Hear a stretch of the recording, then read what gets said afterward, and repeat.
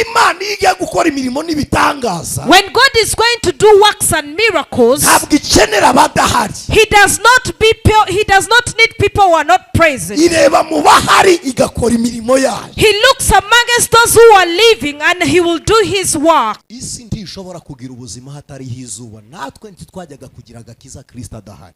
Aha naba mbavunnye cyane mbabwiye ngo umuntu ufite imitekerereze minini ikintu ke kiza kimusangaho kugira ngo ajye kure yacyo. Ibintu byose bizakubaho. Everything that shall happen upon you, Imana ibiteganya mbere y'ukubaho. God plans it before you leave. Nabyo bibaho bigutegereje. And it also lives waiting for you. Ntabwo umuntu ajya abaho A person can never live wategereza ibintu bye and wait for their things. ahubwo ibintu byawe Instead, your things, byo bibaho bikagutegereza. they live and wait for you. Muzi impamvu Imana ijya yirengagiza amarira yanyu ku munsi wo guhogora? Do you know the reason why God ignores your tears on the day of your tears? Ibibona next y'uwo munsi hari igitwenge. Because he knows that next to that day you are going to smile. Ikirebera ku ruhande ikavuga ngo kareke karire mu kanya karaceceka kuko ibigahoza narabiremye. And Iki kijya gituma umuntu atakaza icyerekezo cye. And what prevents people to lose their direction Nukugishakira ku bandi kandi nyamara ntibajya hamwe. is Kuba waba ufite ifeza now n'izahabu, for you to have gold and kuba waba silver, ufite ishangi n'icyome, for you to have every riches you need, kuba waba wicaye kwa Herode, for you to be sitting in a kingdom ntabwo Herod, biguhesha kuyoborwa n'inyenyeri. it doesn't give you the authority to be led by the Ikiguhesha star. kuyoborwa What n'inyenyeri gives you the authority to be led by ukura the amaso star kuri Herode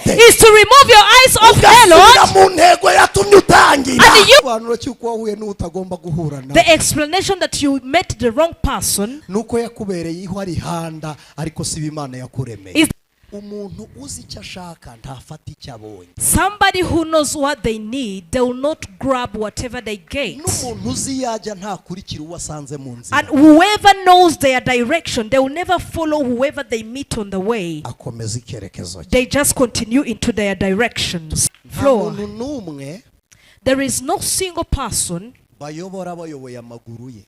They lead with their legs. Kugira ngo uyobore umuntu nuko aguha imitekerereze. For you to lead somebody is for them to give you their thoughts and their minds. Kuyoboka ni iki? Ni ukwemera. And what is becoming a follower is to believe. First of all, Kimwe cya mbere, fata imitekerereze yawe ubanze uyishyire muri Kristo, wemere ko ayobora imitekerereze yawe. Uyu munsi today, ikintu cyari cyarabonye icumbi mu mwanya wawe, everything that have seek shelter mu into your cyerekezo space, cyawe, into your direction, yasanga umuriro waka, let it find their burning kibona amazi fire. atari yayandi, Let it see unusual water.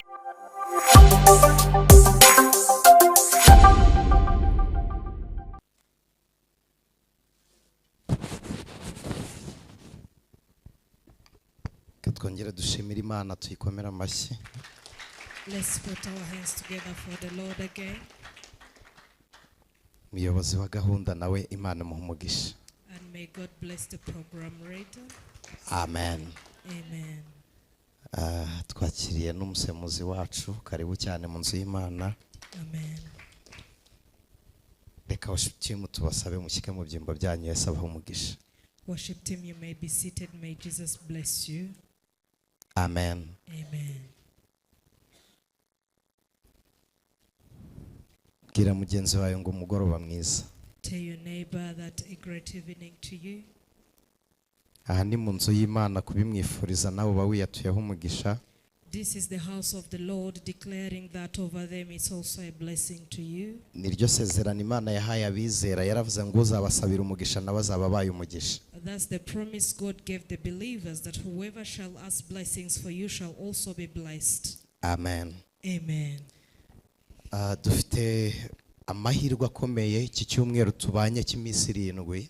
We have a great pleasure for this week. We've been together of 7 days. Imana yaganiriye natwe ibintu byinshi mu byanditswe byera. God have talked to us about so many things in the Holy Scriptures. Ku migisha yo mu bitekerezo. And the blessings of our minds. Imana ishimwe.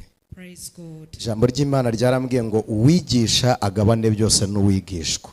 the word of the Lord have told me that let the teacher share with the learner. Shimiye Imana rero kubw'imigisha Imana yaduhaye muri iki cyumweru. I'm so grateful to God for all the blessings God gave us this week. Uyu mwanya ndagira ngo dusome ijambo ry'Imana mu butumwa bwiza bwanditswe na Matayo. This moment I want us to read the book of Matthew. Ni igice cyaho cya kabiri. It is chapter 2. Umurongo waho wa mbere dusoze n'umurongo waho wa kabiri. 1 up to 2. Matayo gice cya kabiri. The book of Matthew chapter 2. Abantu bose barahazi ni igitabo abantu batayoba ko nicyo gitabo cya mbere mu isezerano rishya. It is the book everyone should know. It is the first book in the New Testament. Bamaze kuhadushyiriraho. Haravuze ngo Yesu amaze kuvukira i Betelehemu mu gihugu cya Yuda ku ngoma y'umwami Herode haza abanyabwenge baturutse iburasirazuba bajya i Yerusalemu barabaza bati murongo wa kabiri umwami w'abayuda wavutse ari he ko twabonye inyenyeri ye turi iburasirazuba none tukaba tuje kumuramya. Amen. Amen. Akire neza iri jambo ry'Imana. Receive the word of God. Igitabo cy'itangiriro ntabwo turi buze kwasubiramo hose ngo tuhasome. In the book of Genesis, although we won't read the whole scriptures, ijambo ry'Imana ritubwira ku muhamagaro wa Aburahamu aho umuyobozi yarari kuvuga. the word of the Lord tells us about the calling of Abraham, where the program leader was speaking about. Aburahamu ahamagarwa yari umukarudaya. When Abraham was being called, he was a Chaldean man. Bibiliya iratubwira ngo Imana yamukuye muri Uri y'abakarudaya. The Bible tells us how God brought him out of Uri of Chaldean. Aba bakarudaya twarababonye ku ngoma y'umwami Nebukadineza nibo bagambaniraga abanyamwuka bari Babuloni. We have seen those Chaldeans. They are the one on the throne of Nebuchadnezzar who was betraying against the believers. Twarabibonye uburyo abakarudaya aribo bari abacunnyi abarozi abapfumu abashitsi n'abakonikoni nibo bari bashinzwe communication y'umuntu na Satani. We have seen how the Chaldeans were the one who was in charge of every witchcraft. They were sorcerers, they were witches, they were in charge of the communication between people and the devil. Iki cyumweru twagize umugisha wo kuganira ibintu byinshi nitugize umugisha wo kubyumvira no kubishyira mu bikorwa nibwo tuzakira impinduka z'ibyo twumvisha. Now this week we have had a chance of listening to a lot of things. Now if we get the chance to put it in actions, our life is going to change. Kuko ijambo ry'Imana rishaka ko turyumva ariko twamara kuryumva tukanaba icyo ryavuze ko tu. Now we need to hear the word of the Lord, but we also need to put into action what the word of the Lord says. Imana ishimwe. Praise God. Imana imuhamagara. When God called him, yamuhaye amasezerano abiri ndagira ngo tuze gukura mu insanganyamatsiko mu isezerano rimwe. God gave him 2 covenants. I want us to get a theme in 1 covenant. Imana ihamagara Aburahamu yamuhamagaye nta mwana agira ariko afite umugore bamaze igihe kirekire. When God called Abraham, he called him, he didn't have a child, but he was married, and it has been long since they were married. Imana iramubwira ngo haguruka uve mu gihugu cyaso ibyo twarabiganiriye kugira ngo nguhindure ubwoko nawe bukomeye. God told him that leave this country of your father and go to the country and I will show you so that I could make you a great nation. Aburahamu yari afite abaja afite abagaragu afite n'amatungo menshi ariko atagira umwana. Abraham had servants, he had maids, and he had too much cattle, but he didn't have any children. Imana irangije isezerana nawe umugisha iravuga ngo kugira ngo uwo mugisha uhoreho nuko urubyaro nzaguha arirwo nzaheramwe amahanga yose umugisha. And God gave him a blessing and said, for this blessing to be acted is that I'll give you a descendant, and that descendant is the one that is going to carry out the blessings I'm going to give you. Imana imusezerana umugisha wo mu rubyaro kandi nta rubyaro agira. Now God gave him a blessing of an offspring, yet he didn't have any children at all. Nkurikije iminsi tumaranye twakagombye kuba twatangiye kumvana n'ubundi. Now according to the days we spent together, we are supposed to have been listening to hearing something. Imana ibwira Aburahamu imigisha yo mu rubyaro kandi Sara ataronsa ataraheka ataratwita. Now God promised him blessing blessings of an offspring, of a descendant, why Sarah had never had even one children to breastfeed. muzi icyo Imana ikoze? Do you know what the Lord have done? Aburahamu w'imitekerereze Imana yamugejeje mu masezerano uw'umubiri akiri kugerageza. Now already Abraham, God have took Abraham of the mind in the covenant, while the Abraham of the flesh is still in looking and thinking about it. Umuntu wihuta mu bitekerezo akagera mu migambi y'Imana. And somebody who will go faster in the mind and reach in the promises of the Lord. Bene uwo muntu ameze nk'isoko igomeye, isoko y'amazi bagomeye.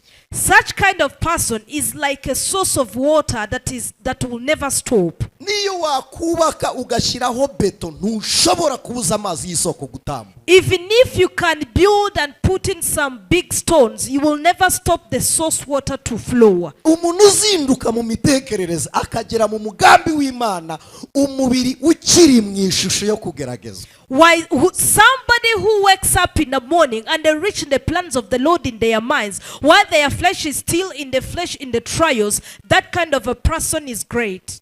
Bene uwo muntu agwa nabi ababishabe. Such kind of person frustrates his enemies. Imana ishimwe. Praise God. Bibiri iravuga ngo bazagwa ruhaba bataramufata, nuwo uzindura ibitekerezo bikajya mu migambi y'Imana. The Bible says that they will fall before they catch him.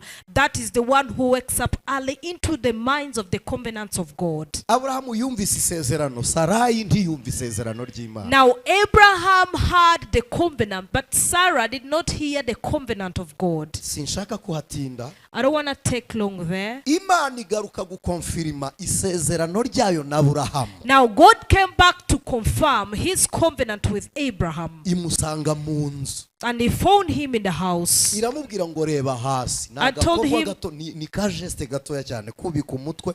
Iramubwira ngo ngaho bari umusenyi wo kubutaka. And then God told him that just set your eyes on the ground. It was a small task just to count the sand on the beaches. Iramubaza ngo uwo musenyi wabarika. Now God asked Abraham, can you count that sand? Aburahamu abwira Imana ngo hoya ntabwo wabarika. Abraham said, no, it is uncountable. Ntabwo bisabye Imana gukura Aburahamu aho ari kumwereka urubyaro rwo ku musenyi. Rubarira huri kuko nta sombwe rufite. It doesn't require God to take Abraham from where he is to take him to the ocean to count that sand. No, count it from where he is standing. Hari urundi rubyaro rwasabye Aburahamu aksiyo igikorwa kugira ngo yongere narwo rubari. Now there is another descendant that asked Abraham to do actions so that he can count it. Iramubwira ngo Aburahamu ngaho sohoka nugera hanze urarame urebe kwijuru. Sinzi niba mwumva iyo ntera iri hagati y'izo mzarebye. And then God also asked Abraham that get out and set your eyes in the sky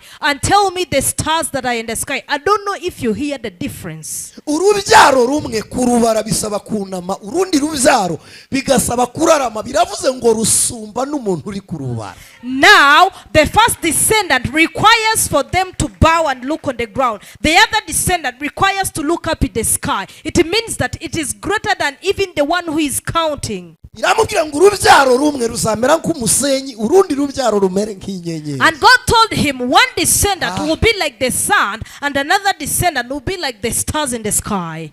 Kuvuga ngo ruzamera nk'inyenyeri, meaning it is going to be like the stars. Twagiye tuganira ibintu by'ubwiru bwinshi, harimo ibintu abascientifique bahishe cyane ku nyenyeri hagati y'isano y'inyenyeri n'umuntu. We have spoken of so many mysteries, but there are some things the scientific people have hidden that have the meanings, the relations between human beings and the stars. Ariko tugarutse Bibiliya iravuze ngo abanyabwenge b'iburasirazuba. But coming back, the Bible have said that the wise men from the eastern, baje i Yerusalemu baravuga ngo umwami wavutse ari akantu nshaka ngo ko twabonye inyenyeri.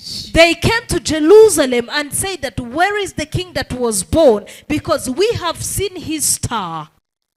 Bisobanuye ko Yesu afitiye inyenyeri igaragaza ko ari we wavutse. Which means that Jesus has his own star that clarifies that he was born.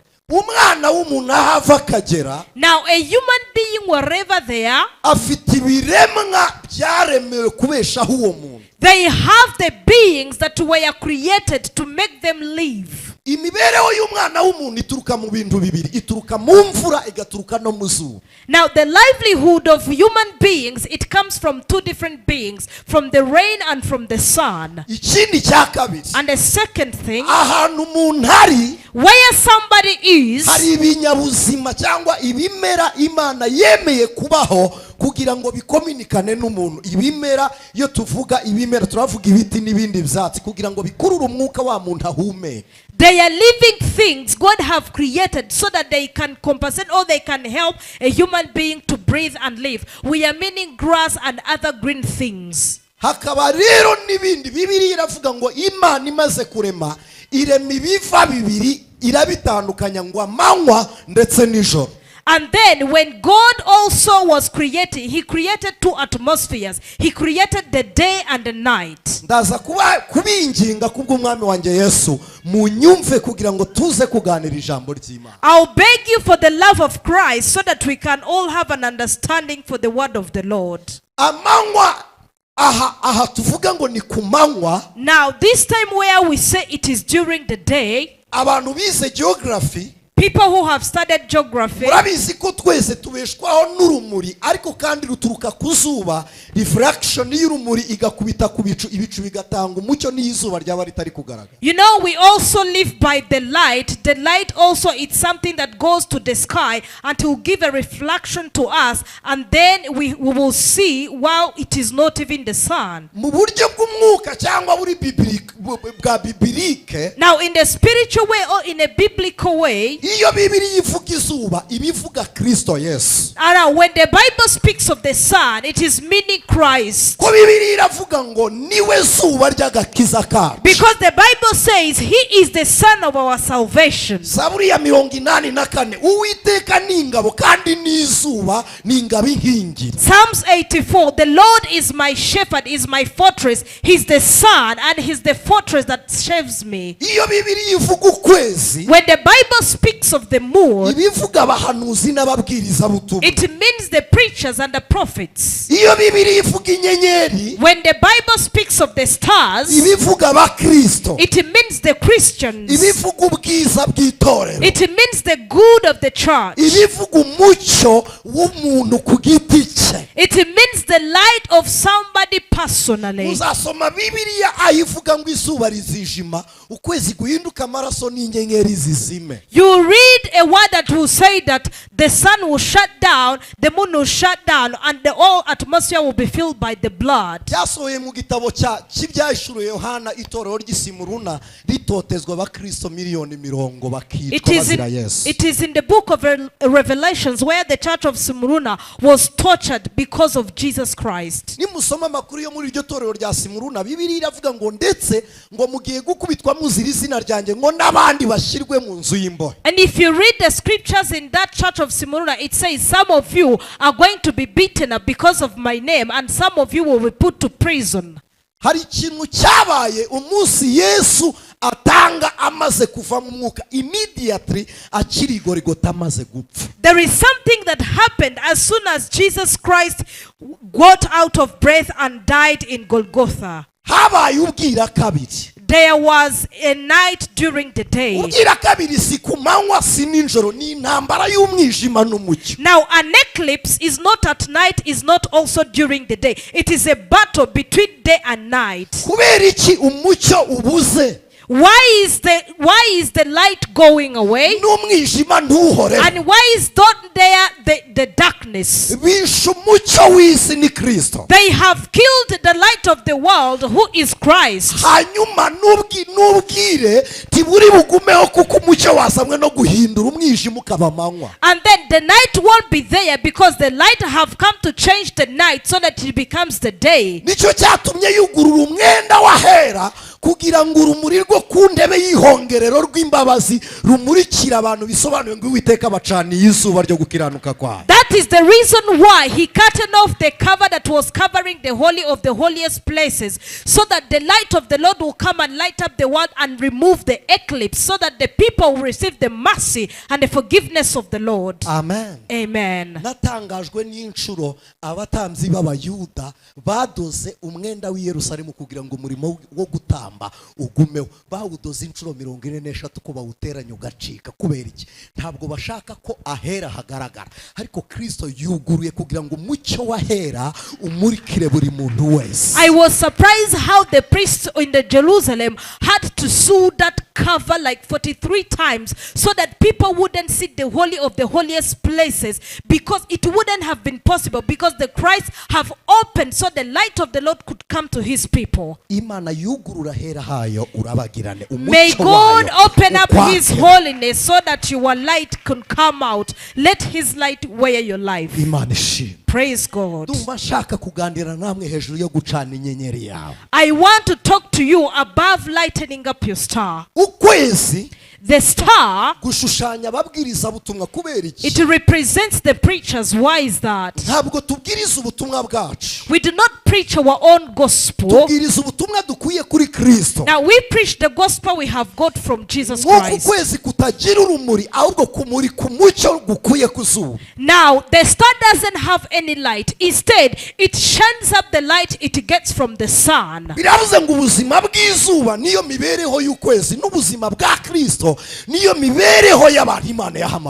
it means that the life of the sun is the livelihood of Christ, and the livelihood of Christ is the life of the people whom Jesus have given. Rero twabiganiriyeho si matinda nari maze kubabwira ngo hari ibimera biberaho turi kugira ngo bikore communication imibereho yacu itungwe nabyo. So as I have told you, there are living things that are there just to do that communication, so that we can get breathe and we can breathe the air that comes from those living things. Agronomy igira gasiroga ko kuvuga ngo aho igiti gikurira n'umuntu yahakurira. Agronomy have a slogan that says, where a plant can grow, a human being can also grow from there. Kandi nimureba ibi bintu byose Yesu yagiye yita cyangwa ibi bimera bituzengurutse Yesu yagiye yikompara nabyo. And you see all of these living things that are surrounding us, Jesus have compared himself to all of them. Yesu yagiye avuga ngo ninge giti namwe muri amashami. Jesus says, I am the tree and you are the branches. Aravuga ngo ndigishitsi kubera ikintu ubuzima buzapfa bukongera bugashibuka bukabaho. He also said, I am the stem. Why is that? Because it is a life that is going to rise up again and you shall live again. Ibintu byose bigiye biriho bifitanye isano n'umuntu na communication n'umuntu. Everything that is living, that is a living being, it has a relation with a human being. Ikintu gitangaje rero ni iki? And what's so marvelous nuko umuntu yabayeho nyuma y'ibindi biremwa byose. Is that a human being has lived after every other living thing. Amaze kubaho nyuma abari uhabwa ubutware bwo kuyobora ibyo byose. And after they lived after, they were the one who were given the authority to lead all of the living things. Bisobanuye iki? Which means what? Biravuze ngo ubwo bibayeho mbere yuko umuntu abaho. It means if they have lived before a human being lives, byose bibereyeho umuntu. all of it lives because of a person. Byose biriho kubera umuntu. All of it lives because of humans. Byose biriho kubera twe. All of it lives because of us. Niyo mpamvu icyo ushatse ko kibaho kiraba, icyo udashaka uragitema kikagenda. That's the reason why the plant you want to live shall live, and the ones you do not want, you will uproot it and it shall never live. Nibutse umugabo witwa Jacobo ava hitwa Bersheba kugira ngo asenga Imana imwumve, yafashe imvumba yari afite ayishyira munsi y'igiti aratwikira. I remember the man called Jacob from Beersheba who wanted to pray the Lord for God to listen to him on his travel. He took a stem and put it under the tree and went on his way. Munsi y'igiti umuririmbyi wa 251 yarahavuze aravuga ngo munsi y'umusaraba w'umukiza Yesu. And then under the tree, a singer have said that under the tree is under the cross of Jesus Christ. Aravuga ngo niwo nifuza guhora mpagaze. He says that's where I always shall want to live. Kandi aragaruka renga ku giti aravuga ngo nibuye ry'igitare. And he went beyond the tree and says he's a rock. Hallelujah. Hallelujah. Aravuga ngo iryo buye rimbera igicucu. And he says that stone shall be my cover, shall be my shadow. Mu yandi magambo, In other words, ni ibuye ritembera rigenda. it is a rock that walks, that moves. Abashimisi n'abafizisiye muze kumbera ubuhamya. The chemists and physicians be my testimony. Uretse amazi yo mu nyanja, Apart from the seas, from the ocean, amasoko hafi ya yose ahaturuka ni kwibuye. all of the sources, wherever they come from, is through the rock. Amen. Amen. Abisirayeli bava muri Egiputa, When the Israelites were coming from Egypt, Imana yari izi ko bazagira inyota. God knew they would be thirsty. Ntiyabemerera batwara injerekani cyangwa ibibindi birimo amazi. God did not allow them to carry the jerrycans or the pots that had water. Irabareka. God let them go. Bageze aho bagira inyota, When they reached at a place where they were thirsty, Imana ibwira Mose ngo imbere yawe hari urutare. God told Moses that in front of you there is a rock. Tegeka urwo rutare mubona amazi. Command that rock and you shall get water. Kubera iki? Why is it? Imana irabizi ko ubuzima bwabo hari urutare yabitsemo imibereho yabo. God knows that for their lives there is a rock where God have hidden their lives. Imana igiye gukora imirimo n'ibitangaza, When God is going to do works and miracles, ntabwo ikenera abadahari. He does not need people who are not present. Ireba mu bahari igakora imirimo yayo. He looks amongst those who are living and He will do His work. Imana ntiyiga ikenera ibikoresho bitari around yaho igiye gukorera God igitangaza. does not need the tools that are not around to where He's going to do the same miracle. Aho uri, Where you are, aho ugenda, where you walk, aho wicaye, where you sit, Imana ihafite ibikoresho bikwiriye bishyitsi Imana yakoresha imibereho igakomeza. God has the tools, God has the instruments that a fool can use for His miracles and His work. Ntabwo bigora Imana gukora igitangaza, ifite materiyeri hafi aho ngaho. It is very easy for God to perform a miracle because He has tools all around. Imana ifite materiyeri yakoresha ku bwenge bw'umuntu, umuntu agahinduka umujeni. God has the materials he can use on someone's brain and they'll become a genius. Imana ifite materiyeri yakoresha umukobwa agashyingirwa mu minsi mike. Ni Imana ibikora, juste ni umuremyi wa byose. God has the materials He can use and the lady will be married in a few days. Why? Because God is the creator of all. Imana twiringira. This God we believe, Ibesha y'imfubyi nyina na se badahari. who will just give a life to an orphan when they don't have their mother and father. Iyi Imana twizera. This God you have believed. Iriha amashuri nta gahene twagurishije, nta sake, nta nka, nta duka, nta.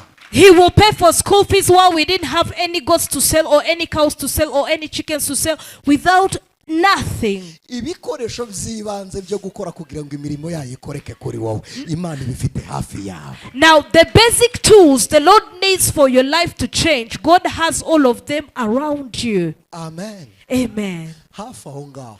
Close to you. Ubu umugisha wawe uri mu bantu hafi aho ngaho. Now your blessing is amongst the people close to you. Ntimutangazwa nuko Yesu ageze imbere y'umuntu utabona, ntatuma kondo hirya, akunama akagatora hafi akagasiga ku maso kandi agateruye hafi aho ngaho. Now aren't you surprised how God will need to open somebody's eyes and then He doesn't need to go behind there to get the mud. Instead, He picks up the mud that is in front of the blind man and puts it on her eyes. Hari umuntu ufite icyo akeneye ku Mana. Is there somebody who needs something from God? Ibikoresho Imana yagikoramo biri hafi yawe. Tell your neighbor that all the tools the Lord need are close to you. Ntabwo biri kure. It is not far. Hagari yitaruye agiye yavugije induru, hanyuma umuhungu we Ishimayeli amariba aradudubiza, umwana avomesha amashyi aranywa. Imana iramubaza ngo Hagari urarizwa n'iki? Subira inyuma, umwana ari kuvoma. When Haggai was in the wilderness, he went on a side and cried a lot from the Lord,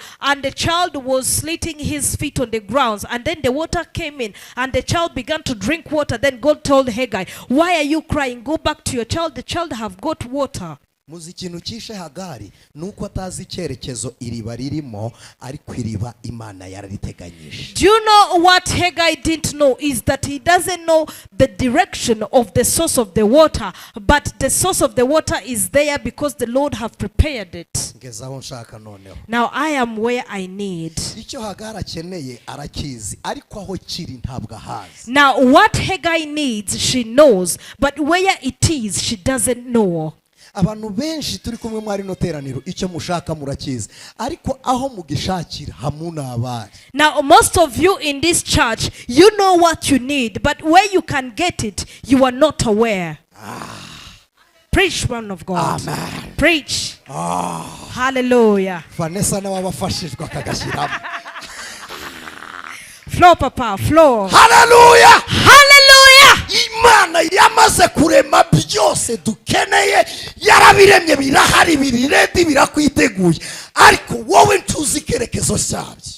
God have created everything you need. It is around you, it surrounds you, but you do not know the destination or the direction to reaching all of those things. Reka mbisobanure ngiye inidi. Now let me explain this in deep. Kugira ngo tugire amaraso hari ibiryo Imana yaduhaye tugomba gusarura twabirya amaraso akiyongera. Now for us to get blood flowing into our body, there is a such kind of food that the Lord have created for us to eat that food, and if we eat it, we are going to acquire blood in our vessels. Hari nibindi Imana yaremye turya tukagira imbaraga. And there are other foods God have created we eat and we will receive strength. Hari nibyo dukuramo za calcium amagufwa gakomera. And there are others we eat and we get calcium and our bones are going to be strong. Hari nibituma imisokoro yacu ivura ikarema amaraso akaba menshi ibyongera amaraso byose turabizi. And there are some that will be a great help to our bone marrows, and then it will produce blood to our vessels. We honor all of those. Ibyo nibyo abashimise bagenda bahuza bakareba icyo bimariye umuntu waba warwaye bakareba icyo ubuze bakabikura mu by'Imana yaremye bakabigutera mu maraso.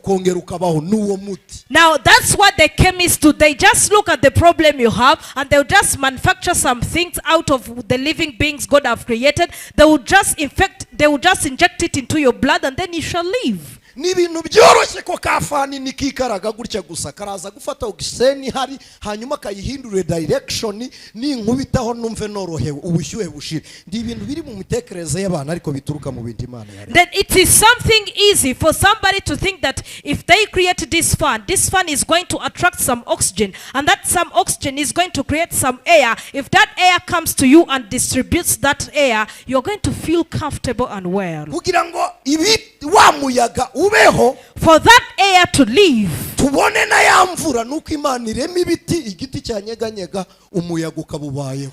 And for us to get the rain is God to create a tree, and the tree will just wave, and then to bring the air will go and form the rain, and the rain will come and will leave. Iyo umuyaga ubayeho umuyaga ni ubyara imvura ibintu byose bituruka mu bindi Imana yari. When there is air, the air is the one which is going to create the crowd, and the crowd will create air. Everything lives in what the Lord have created. Hanyuma kugira ngo bya bimera bimere nabyo bikeneye rya zuba. And now for the living things to grow, they also need that photosynthesis. Bikeneye ziriya mbaraga z'ubushyuhe bwari. They need that power of that heat. Hari abantu benshi batumva icyo nshaka kuvuga ariko ndacyari kuganira namwe ijambo ry'Imana ndagera ku ntego yari. There are some of you who haven't yet understood what I'm saying, but I'll reach on the goal of the word of the Lord that I want to tell you. Isi ntishobora kugira ubuzima hatariho izuba, natwe ntitwajyaga kugira agakiza Kristo adahari. The world would not have life without the sun. Also as well, we couldn't have life without Christ. Bibiliya igaragaza amashusho menshi y'Imana ikayigaragaza nk'Imana ihora inzigo igihe izashirira abanzi bayo munsi y'ibirenge byayo. Now the Bible shows God, and he shows the vengeance of the Lord to the time God will come and have his vengeance and put his enemies on his feet. hanyuma uwo mujinya Imana yawukubiye mu byanditswe ibigereranya no gutwika kw'izuba, iravuga ngo rizarasa rikongore, ngo ariko rizaba rifite gukiza mu mababa yaryo. And now all of that anger, the Bible have put it together in the sun that says that the sun will burn, but also that heat, it is so engulfed in the mercy of the Lord. Ariko rizakiza nde? But who is it going to save? Jambo ry'Imana ryarambwiye ngo abasore b'imigenda bazagenda baruhe, ngo ariko abategereza Imana bazasubizwamo imbaraga. The Bible have said that young lads shall walk and become feeble, but for those who wait for the Lord, they shall renew their strength. Bibiliya iravuga ngo bazakinagira nk'inyana zo mu ruhongore. The Bible says that they shall jump as the calves in the cowsheds. Ariko umuntu wizera ni igitangaza mu isi y'abariho. A person who has faith is an amazing person in the world of the Abandi living. bazaba bari gupfa ariko wari gukinagira nk'inyana zo mu Now the ruhongore. kings will be dying, but he will be jumping like a calf. Hari igihe njya nkumbura umunsi w'Uwiteka ngasubizwa inyuma n'icyanditswe kivuga ngo havumwe umuntu wihutisha. Now there are sometimes I miss the day of the Lord, and then again I am backslided by the scripture that says that they shall be cast those who make it come faster. Abantu bize geography reka nkagarukeho. For the people who have studied geography, let me come back on that. Baravuga ngo ikintu kinini ngo gikurura igitoya, ngo niyo mpamvu tujugunya akabuye isi kuko ari nini ikongera igakurura kakabuye kakongera kakagwa hasi. And it says the bigger things, the gravity of the bigger things will attract the small item, and it shall come back and fall to the ground. That's why that's the reason why you throw a stone and the gravity brings it back down. Baravuga ngo niyo mpamvu avoka igwa ihanutse ntije hejuru. That's the reason why an avocado will fall and it will come to the ground instead of going upwards. Amen. Amen. Hallelujah. Hallelujah. Aha naba mbavunnye cyane mbabwiye ngo umuntu ufite imitekerereze minini ikintu ke kiza kimusangaho kugira ngo ajye kure yacyo. Now, it would be hard for you to tell you that for somebody who have a bigger mindset, their things will come to them instead of falling far away from them. Amen. Rero nari bivugiye iki by'ingano y'isi. Now, why did I say about the bigger the size of the world? Abizera, the believers. Bibiliya itubwira umunsi wo gutaha kw'itorero uburyo tuzasanganira Kristo ku bicu. The Bible tells us on the day of going of the church, the Bible tells us how we are going to meet Jesus into the atmosphere.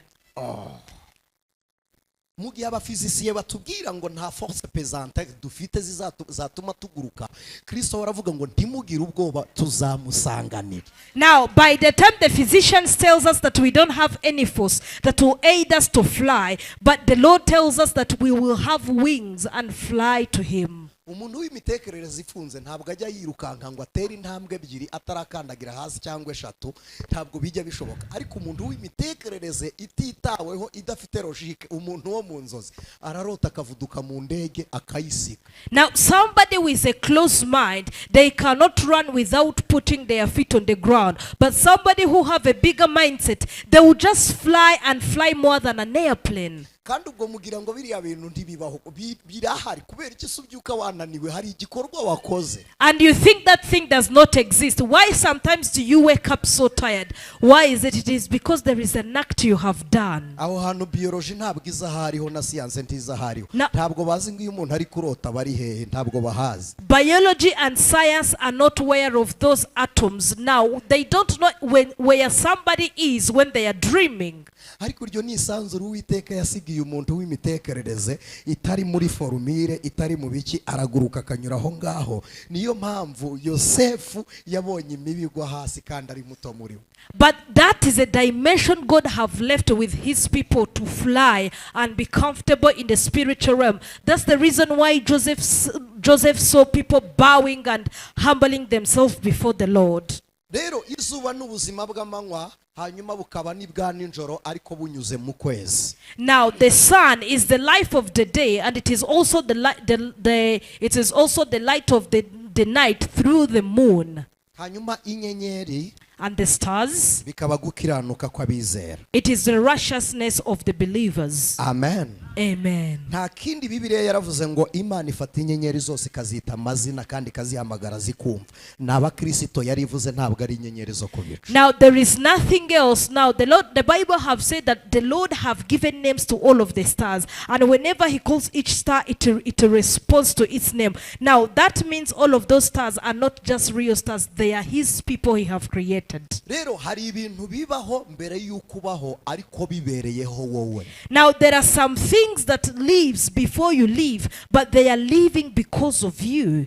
Ntabwo Imana yakora ikosa ryo kurema Adamu itararema Edeni. Irema Edeni mbere ya Adamu. God can never do a mistake of creating Eden before he creates Adam. Instead, he will create Eden first and creates Adam later. Kandi Imana yiremye Adamu iba yararemye n'ibizamutunga. And when God creates Adam, he have also created something that is going to make him live comfortably. Ibyo biroroshye. That is easy. Uko Imana ibigenza ityo. Now as God does it like that, umugambi w'Imana kuri wowe ubaho mbere y'uko wowe ubaho. the plan of the Lord upon your life lives before you live. Uwimana yagambiriye ko tuba ibikomangoma mbere y'uko turemwa. Now God have prepared that we become princes, we become the loyalties before we become it. Iyo igikomangoma kitimenye kirarana na rubanda kandi kikisasira ibya rubanda ntikigira ubutwari w'abandi kuko kitigeze kimenya ariko Imana yaduhaye ubutwari. When the royal person are not aware of their situation, they will go and just go lay with the commoners, but God have prepared and planned that you become a royal person. Ikindi cya kabiri. And the second thing, ibintu byose bizakubaho. everything that shall happen upon you, Imana ibiteganya mbere y'uko ubaho. God plans it before you leave. Nabyo bibaho bigutegereje. And it also lives waiting for you. Ntabwo umuntu ajya abaho A person can never live wategereza ibintu bye and wait for their things. ahubwo ibintu byawe Instead, your things, byo bibaho bikagutegereza. they live and wait for you. Aho ngeze ndavuga nitonze kugira ngo munyumve. Now, where I'm here, I am going to speak it bit by bit so that you will understand. Iyo Kuro adakenyeye umwitero ngo abe umwami, When Kuro doesn't put on his clothes and become a king, Belutishazara bawukenyeye ariko umukenyero wa Kuro uriho. now Belshazzar would have put on the garment, but the garment of Kuro has been living ever since. Ntabwo mbizi niba turi kugenda. I don't know if you're going together. Burya nubwo Hana yarira akaboroga Peni nagaseka ariko burya Hana mwisi y'umwuka ni mama Samuel. And now, even though Penina would laugh at Hannah because she doesn't have Samuel, but in the spiritual realm, Hannah is the mother of Samuel. Muzi impamvu Imana ijya yirengagiza amarira yanyu ku munsi wo guhogora. Do you know the reason why God ignores your tears on the day of your tears? Ibibona next y'uwo munsi hari igitwenge. Because he knows that next to that day you are going to smile. Ikirebera ku ruhande ikavuga ngo kareke karire mu kanya karaceceka kuko ibigahoza narabiremye. And he would just look aside and say, let her cry, because what is going to make her smile is on the next day. Because I know I have created it as his Lord. Ibyo rero Imana yakuremeye. Now what the Lord have created for you, Harimwe amasezerano yawe yose Imana yagize ku buzima bwawe. there are covenants of your life the Lord have made upon your life. Harimwe ibyiza byawe byose Imana yaremye ku buzima bwawe. There are everything good God have created over your life. Ndi imbere yanyu In front of you, nkoresheje ukuri kwa Bibiliya n'ukuri kw'Imana. using the truth of the Bible and the truth of the Lord. Nta muntu n'umwe Imana yashyiriyeho kubaba. There is no single person God have created to grieve. Nta muntu n'umwe Imana yaremye ngo ababare. There is no single person God have created to grieve. Muririmbyi yaririmbye ngo iki? What has a singer sung? Yaravuze ngo kandi ntanezezwa n'umubabaro abana b'abantu bahura nawo ntabwo binezeza Imana. It doesn't please the Lord for his people to become sad and grieve.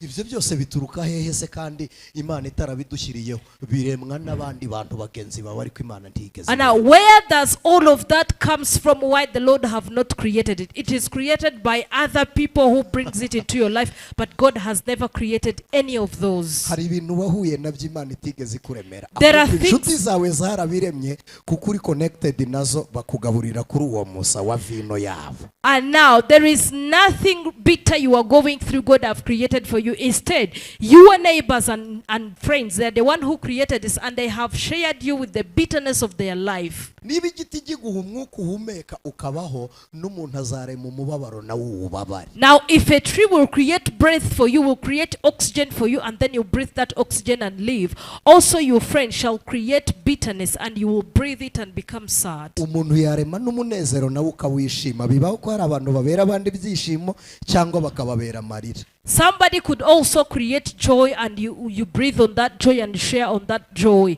It is true, it happens. Imana iguhitiremo inshuti nzima y'umunezero. May God give you good friends that will give you joy. Imana iguha abantu bakubera ibyishimo. May God give you people who are going to please you. Kandi kugira ngo abo bantu bane nabo cyangwa ushobore kubamanaginga nuko udesida nuko ugira imbaraga z'icyemezo. And for you to live with those people is that you should start, is that you should decide, you should be determined, you should have the power of determination and decision.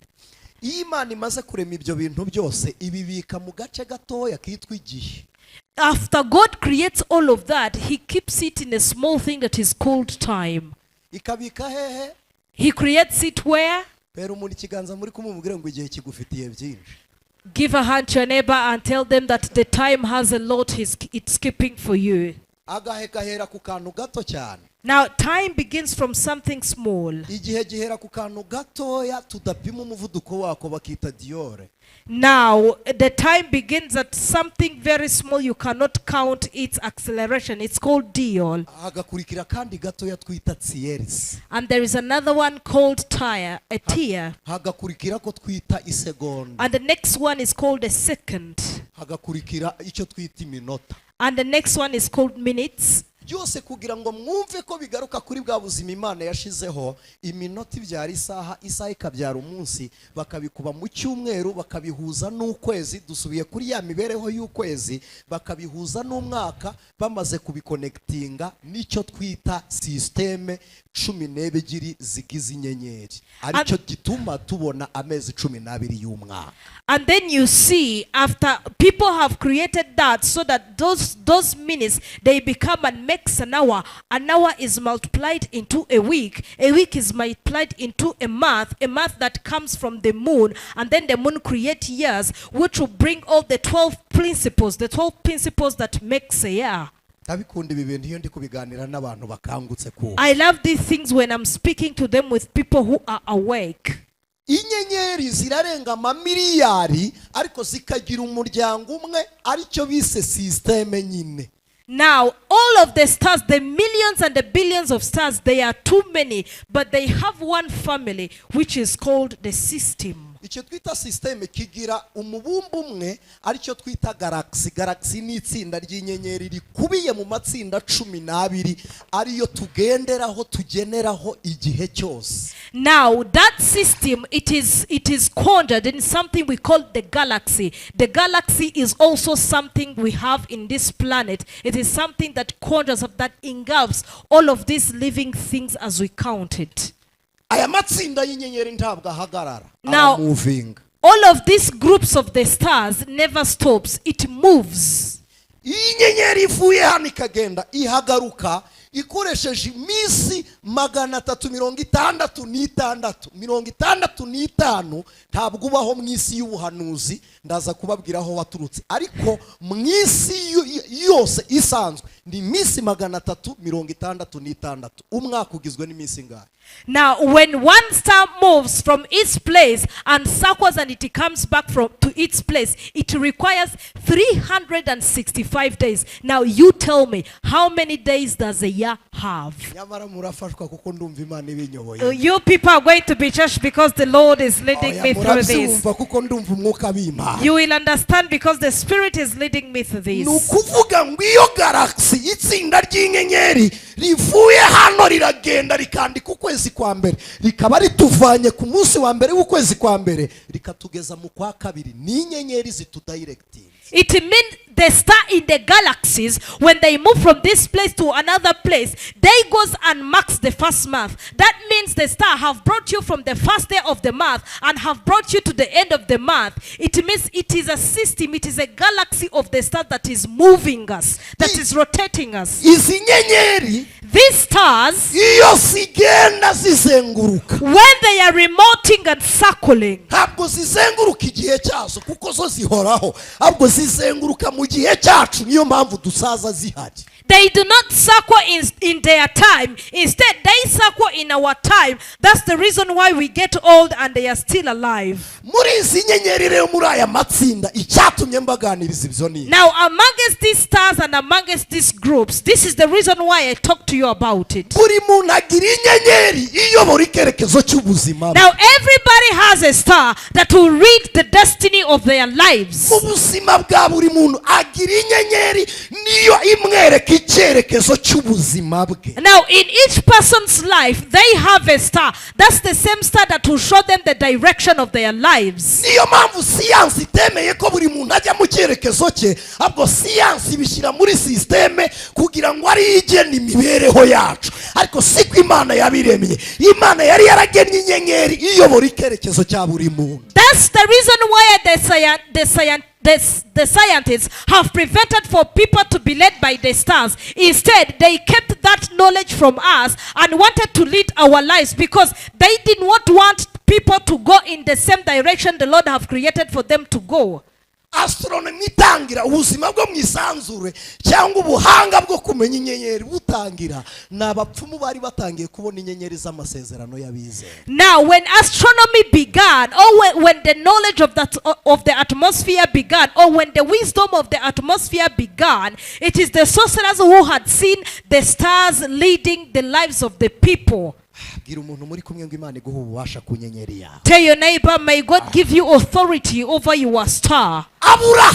Abraham, Imana iramubwiye ngo uzabyara. God told him that you will give birth. Ariko mu rubyaro rwawe harimo n'inyenyeri. But also in your offspring, in your descendants, there are stars. Iramubwiye ngo niba inyenyeri zabarika, urubyaro rwawe narwo ruzabarika. And God says, if you can count stars, also your descendants shall be counted. Nzarugwiza. I will make it a load. Rumere nk'inyenyeri, rungana nk'inyenyeri zo ku ijuru. It will be as the stars in the skies. Hari abantu bari supernatural baba mwisi ariko bagenda nk'inyenyeri. Isi itakubona hafi, ikubona mu butware bwo hejuru yayo. Now there are some people who are supernatural. Now the world is seeing you here, but it is also seeing you in the skies. You are walking like a star. Umuntu uri ku buhanga bw'ibyuma nadushyirireho Nehemiya igice cya 9:23. Somebody please give us Nehemiah chapter 9 verse 3. Amen. Amen. Imana ikugarure mu kerekezo cy'inyenyeri yawe. May God bring you back in the destiny of your star. Igice cya 9:23 nati umurongo wa 3. Chapter 9 verse 23.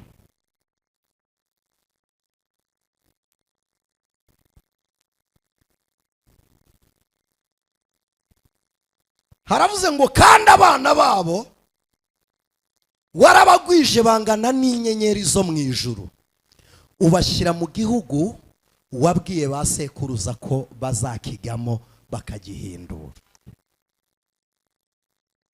Iri sezerano ryo kungana n'inyenyeri ntabwo rigitegerejwe, already Imana yarabagwije. Now this covenant of becoming as many as the stars, they not still waiting for it. Instead, it has been created all along. Ikintu isi yamenye ni kimwe. Now what the world found out was one. Yamenye ko ubutware bw'uru rubyaro buri mu nyenyeri za. Now it found out that the authority of this offspring, it is hidden in these stars. Nimusoma Bibiliya igitabo cya Danieli, if you read the Bible in the book of Daniel, kiravuga ngo abahinduriye abandi kuba bakiranutse, the some who has made others to be righteous, bazarabagirana nk'inyenyeri. they will shine like stars. Bibiliya ivuga iki mu gitabo cyo kubara? What does the Bible say in the book of Numbers? Iravuga ngo mu bwoko bwa Yakobo, it says in the people of Jacob, Imana izahagurutsayo inyenyeri. God will rise stars. aho n'igihe Balamu yari ari kwerekwa Kristo mu bwoko bwa Yakobo. That's where Balaam was being shown the people of Christ. Igitabo cyo kubara The book of Numbers, igice cya 24 umurongo wa 17. chapter 24, verse 27. Haravuze ngo ati ndamureba, It says, I can see him, ariko subu. but it is not today. Ndamwitegereza, I can observe him, ariko ntandi bugufi. but they are not closer to me. Inyenyeri zakomoka mu bwoko bwa Yakobo, The stars would come from the people of Jacob. inkoni y'ubwami zaboneka iturutse mu bwoko bwa Isirayeli. The rod of the kingdom will come from the people of the Israel. Ngo izagiriza inkiko z'Imowabu, izatsinda hasi abaheti bose. It will break down all the Hessians. Uru ni urubyaro rw'inyenyeri umugabo witwa Balamu yeretswe mu bwoko bw'Abisirayeli bari kuva muri Egiputa. Now this is a descendant of the stars Balaam saw when the people of Israel were coming from Egypt. Nimwumva Bibiliya ivuga ngo inyenyeri zakomoka kwa Yakobo,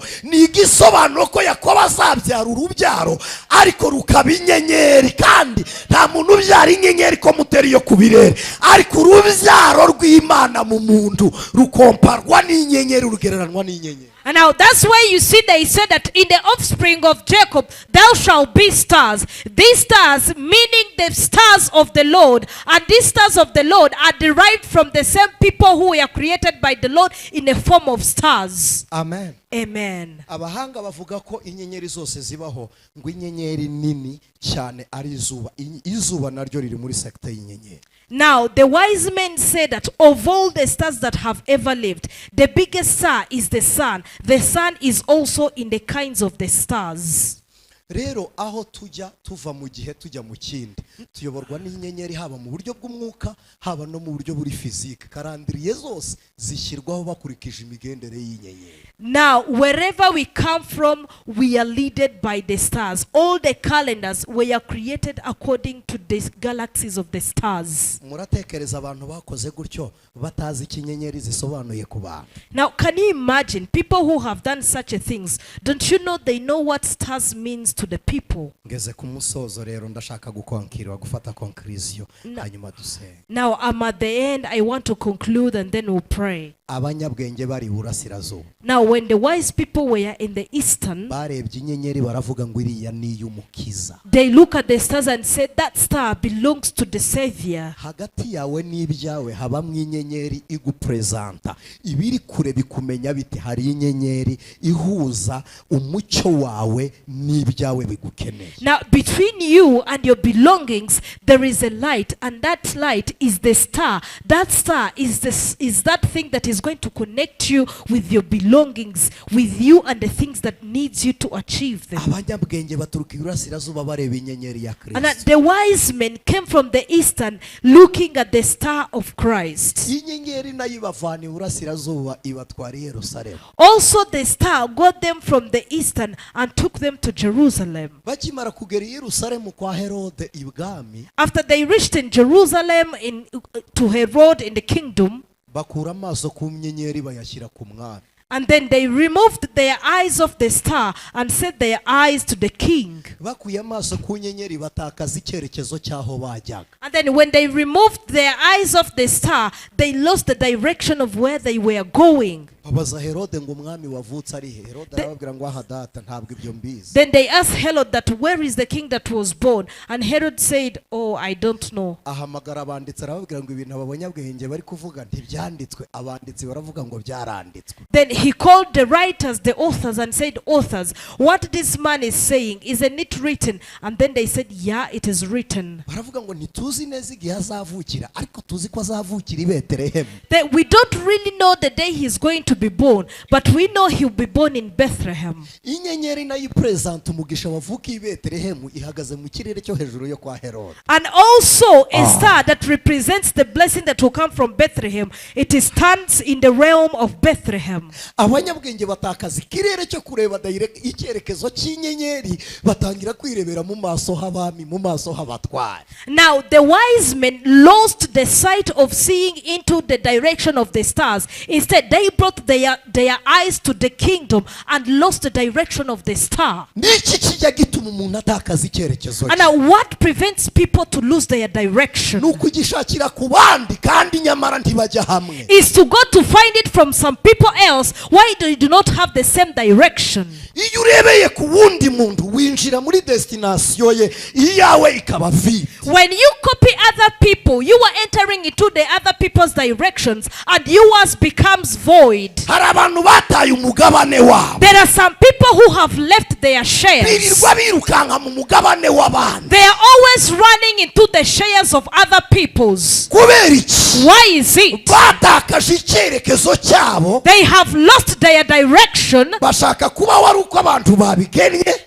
They want to live as people they need. bashaka kumva hari abantu bavuze They want to listen that some people have spoken something. bashaka kugenda hari ababanje ngo babakurikire They want to walk only when some people are following them. mu yandi magambo In other words, isi niyo itangiye kubagenera uko babaho kuko icyerekezo cyabo bamaze kukivamo. the world is the one that is giving them their direction, because their own directions they have left it. kuba waba ufite ifeza Now, n'izahabu for you to have gold and kuba waba silver, ufite ishangi n'icyome for you to have every riches you need, kuba waba wicaye kwa herode for you to be sitting in a kingdom ntabwo Herod, biguhesha kuyoborwa n'inyenyeri it doesn't give you the authority to be led by the ikiguhesha star. kuyoborwa What n'inyenyeri gives you the authority to be led by ukura the amaso star kuri herode is to remove your eyes off ugasubira Herod, mu ntego yatumye utangira and you will go back into the purpose of the Hallelujah. beginning. Hallelujah! niyo mpamvu pawulo yavuze That's the reason why Paul have said, nimwongere musubire uko mwari muri mugihamagarwa get back to how you were when you were being called in the first subira muri place. destination ya yesu Go back into the destination of Jesus. wongere uyoborwe na kristo Be led by Christ again. umwuka wera arahari The Holy Spirit ibiganza leads. by'imana biriho The hands of the Lord igeno leads. ry'imana rirahari The purpose of the Lord garuka mu leads. cyerekezo Come cyawe back into your direction. inyenyeri y'abizera ni kristo Now the yesu star of the believers is Christ Jesus. Set your eyes to your star iyo again. ukuye amaso ku nyenyeri yawe When you remove your eyes off your star, wisanga mu butware bwa herode you find yourself in the authority iyo of wisanze Herod. kwa herode When you find yourself in Herod's ikintu ukora place, ni kimwe utanga amakuru y'urugendo rwawe kugira ngo ababisha bawe bagukinge what you do, you give the information of your journey, and your enemies will stop you on the way. Preach, man of God. Fleury. amen Amen. hari igitangaza cyabaye There is a miracle that happened muri Egypt in Egypt. Bibiliya iravuga ngo haza umwijima n'igikorwaho. The Bible says, Yes, haza umwijima n'igikorwaho. Ikintu utacinguka cyumva kimeze nk'ikibambazi. Hari umwijima ariko nubundi nujya kunyeganyega urakigongaho. Ni igikorwaho nyine ni ikintu geste yose uri bukore hari ikintu uri bugonga. the Bible says, there come the darkness, and there also come a blocked wall, something that will prevent you from advancing. Ngo ariko abari bari Gosheni bari mu mucyo. But for the people who were in Goshen, they were in the light.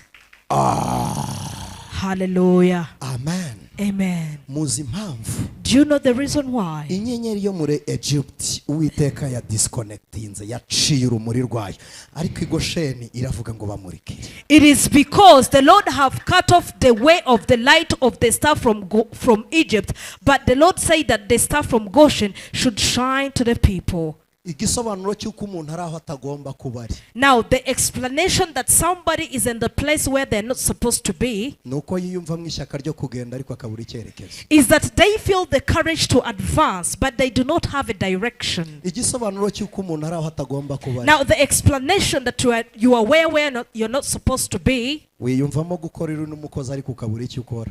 you feel like you want to work, but you do not know what you can do. Igisobanuro cy'uko umuntu ari aho atagomba kuba ari. The explanation that you are in the wrong place, wiyumvamo urukundo ariko ntugira urwakira. you feel love, but you do not have somebody to receive it. Igisobanuro cy'uko umuntu ari aho atagomba kuba The ari. explanation that you are in the wrong Agira place, imishinga myinshi akabura uwashyira mu bikorwa. you have a lot of projects, but none of the projects you can put into action. Igisobanuro cy'uko umuntu ari ahantu atagomba kuba ari. Now the explanation that you are in the wrong place. abantu ahahuriye nabo bose bamubera ibikomere ni isomo gusubigamo.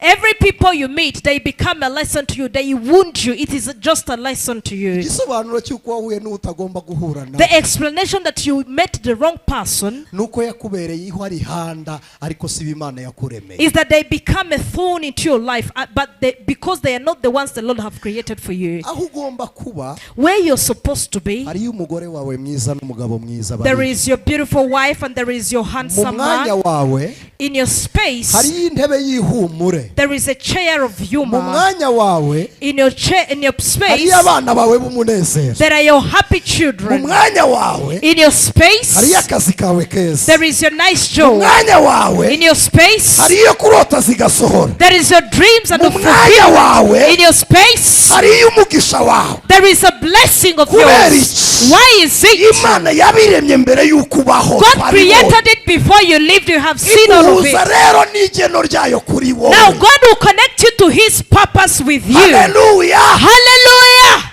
muri Sarafini, Preach, man of God. muri Sarafini mu minsi 30 abamizirima basibamo. In Sarathin, in the 30 days, the Muslims fast. habamwe ijoro bita Reyari Kadri, biravuga ngo ni ijoro ry'igeno Imana igena ibizaba ku muntu. There is a night that is called Liyari Kadri. It is Sakitri, congratulations Reyari Kadri. yeah, it is a night that means it is a night of the purpose of the Lord, where God had created the purpose of human beings to come and fall in it. mu yandi magambo, In other words, iby'Imana yakuremeye umaze kubihagararamo, ariko ugeze mu ijoro ryo kongera kuremesha ibindi. Bo niko babitekereza. hanyuma hakaba ijoro ry'igeno, abamizirima bakoramwe amasengesho bita ibihagararo by'ijoro. now there in those prayers, they believe that God have already created all of the purpose of the Lord, that, and you are standing in it. But they believe that there is another night that will come where you're supposed to stand and ask for another purpose of the Lord to come into you. Now the Muslims calls that the night of bringing back the purpose of the Lord. Yes. Amen. Amen.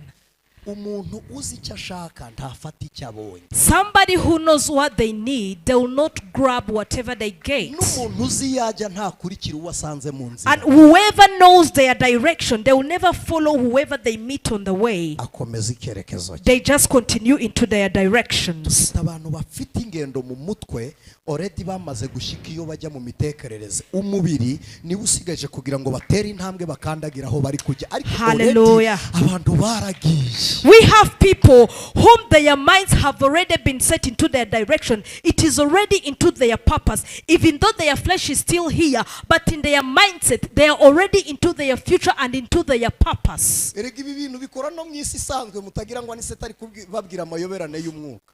These things also works in our flesh world, in our physical world. Do not think everything I'm telling you is only spiritual. turebe abantu bize icungamutungo hano. Let's see people who studied accounting here. umutungo wa mbere uba hehe? Mu Where is the bitekerezo. first accounting? It is in your mind. umutungo wa mbere uba mu bitekerezo. Your first riches are in your mind. uwo mutungo niwo woburije umuntu kujya gukorera umutungo ugaragara. Now, that accountability is the one that bring you to work on the physical accountabilities. muzi amafaranga turunze mu mitwe. Do you know the amount of money we have in our minds? dufite ibintu mu mitekerereze twamaze kubisitoka, ariko inyenyeri yacu yaratwikiriwe ntiturabona icyerekezo cyo kugira ngo tubigeremo. Now we have a lot of riches, a lot of accountability things in our minds, but our stars haven't yet led us to them so we can achieve them. ubu hano dufite abantu kuri banke barazizengurutse muri mayindi ntagira agatabo ka konte, nta na konte agira yuguruye, ariko yarazizengurutse abitsa muri beka, muri Eco banke, arabitsa muri Equity na hehe. hari abantu bateye batyo uzabasanga mu masengesho mu misozi hirya no hino bari mu njyana ya gititi yikoreye ibuye agenda anyeganyeza umunwa. we ari murax ari kurema ibintu. Now we have people who have a lot of money into their minds. They are all over all the banks. They are all over into the BK, into the Equity Bank, all of the banks they have traveled. That's why you will find some people into their mountains. They are carrying stones on their heads. They are shaking things all around. Nicho kintu that's the thing. Niryo sengesho rya nyuma abisiraheli basengeraga mu banzi babo kugira ngo batamenya ibyari byo. Muzarisoma muri Zaburi baravuga ngo ni injyana yitwa gititi kunyeganyeza umunwa ariko batavuga. Now that's the kind of prayer the Israelites were talking about. It is called ididi. It's just shaking your mouth, but you're not uttering any words. Itsaho usome ku mazi nta kibazo.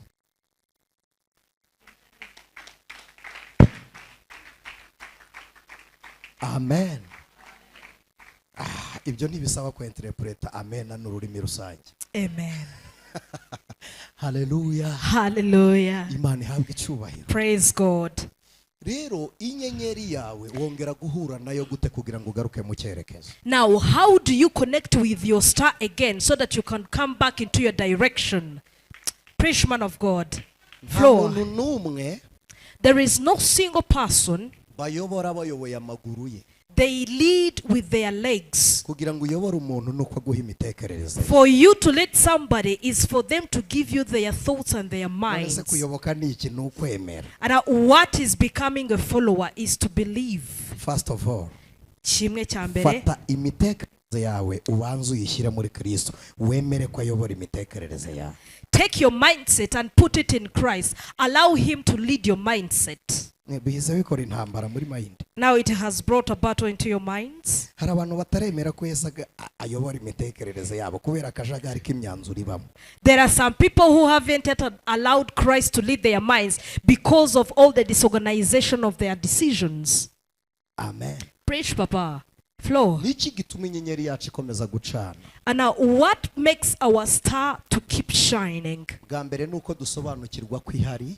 First of all, we have to know that that star lives. Tugasobanukirwa imbaraga z'ubumana ziduhuza n'isezerano ryacu. And we'll be aware of the power of the Lord that will connect us to our covenants. Abantu benshi inyenyeri zabo zarazimye. Most people, your star has been shutted down.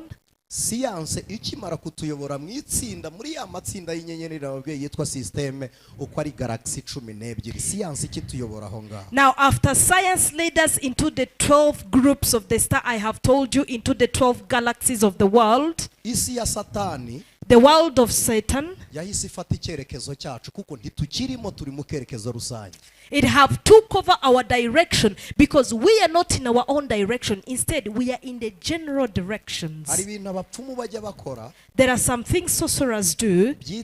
Babyita koza inyenyeri no kwatsa inyenyeri. It is called washing the star and lightening the star. Baravuga ngo ni kuwasha na kuosha nyota. It's called to wash and to lighten the star. Ako kantu rakumvise. You have heard that. Kugira ngo batsi inyenyeri yabo. Now for them to light their star, bamena amaraso y'ikinyabuzima icyerekezo cyacu kigatakarira mu rupfu uwari uriho adafite icyerekezo bakamuha inzira y'uwapfuye. Now they will spill the blood of a living thing, and then your direction will be lost in the life of that living thing, and they will take somebody who does not have a direction and offer them your direction instead.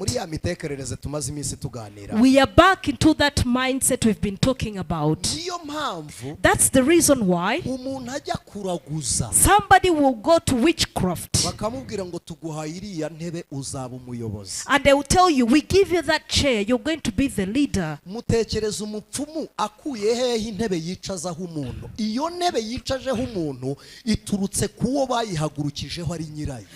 do you think a witch is getting a chair to give somebody else? That's because that witch have removed somebody who was sitting on that chair and gave it to the other.